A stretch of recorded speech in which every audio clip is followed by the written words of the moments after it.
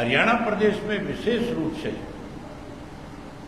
आम आदमी जो है भारतीय जनता पार्टी से दुखी है, परेशान है।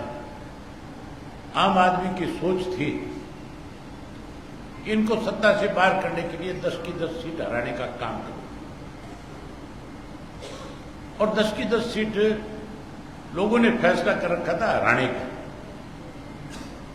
लेकिन कांग्रेस पार्टी में कांग्रेस के कुछ नेताओं की सोच तो थी कि 10 की 10 सीट जीती जाए, लेकिन भूपेंद्र सिंह हुड्डा नहीं चाहता था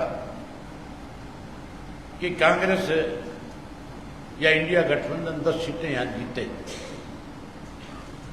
इसलिए उन्होंने जिसकी कवायद आपने शुरू करी थी, जिस पार्टी का, जिस संगठन का, जिस इंडिया गठन का शुरुआत फतेहाबाद से हुई थी, चौधरी ओम प्रकाश चौटाला ने उस वक्त बहुत खुल करके ये कहा था कि गैर भाजपा और गैर कांग्रेस का एक तीसरा मोर्चा बने। उनकी जो सोच थी वो ये थी कि ये दोनों पार्टियां नेशनल पार्टी है, और नेशनल पार्टी जो है वो कभी भी ये नहीं चाहती कि किसी प्रदेश के अंदर कोई क्षत्रिय दल जो है वो ताकतवर हो या उसके मेंबर पार्लियामेंट ज्यादा जीत करके जाए, उनका केंद्र की सरकार में दखल हो। कांग्रेस भी नहीं चाहती थी, भाजपा भी नहीं चाहती थी।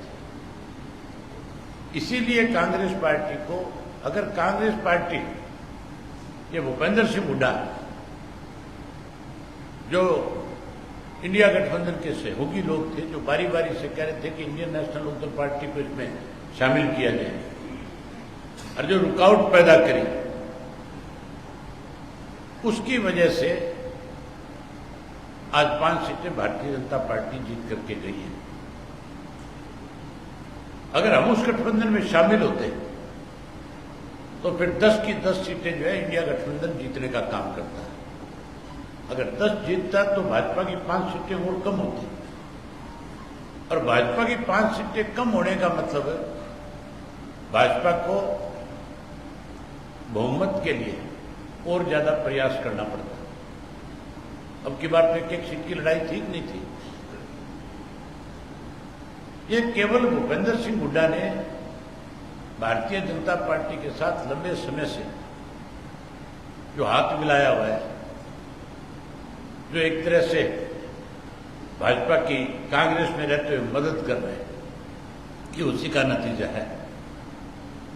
लोकसभा और विधानसभा के चुनाव के अंदर बहुत बड़े अंतर आते हैं। वीरेंद्र मदान जी ने बताया था कि किस तरह से विधानसभा के चुनाव के नतीजे थे, किस तरह से लोकसभा के थे। उदाहरण आपके सामने है। पिछला जो चुनाव हुआ था लोकसभा का, 10 की 10 सीट भाजपा जीत करके आई थी,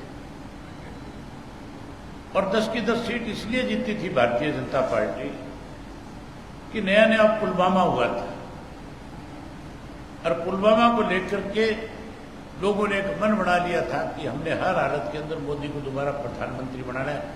दुश्मन देश को सबक अगर कोई सिखा सकता है तो मोदी सिखा सकता है। लोगों ने ये सोच करके वोट दिया और 10 की 10 सीट जीत गई।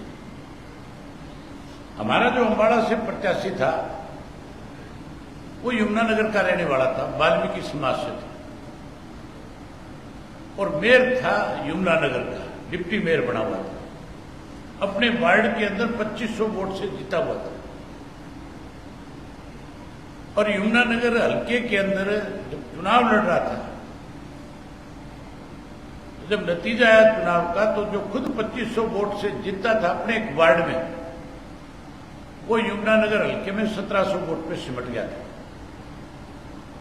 1700 वोट लेकर के, मतलब पार्टी की हालत इस तरह की होगी थी कि पता नहीं आने वाले विधानसभा के चुनाव में किस तरह के नतीजे आएंगे। और जब विधानसभा का चुनाव हुआ, हमने इंडियन नेशनल लोकदल पार्टी की तरफ से दिलबाग सिंह को उम्मीदवार बना दिया, तो साथियों दिलबाग सिंह जो है चुनाव जीत चुका था। लास्ट राउंड में उसको हराया गया था, 62,000 वोट लेने का काम किया। जो 1700 वोट लेने वाला था, उसी हल्के से आपके 62,000 वोट आए थे, और वो एक तरह से चुनाव जीते हुए थे। जबरदस्ती उनको भाजपा ने हराने का काम किया। दूर जाने की जरूरत नहीं है। मैं भी आपके सामने एक उदाहरण हूं।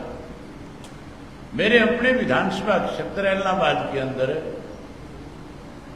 उस लोकसभा के पिछले चुनाव में भारतीय जनता पार्टी जो है 17,000 वोट से जीत गई थी। और जब विधानसभा का चुनाव आया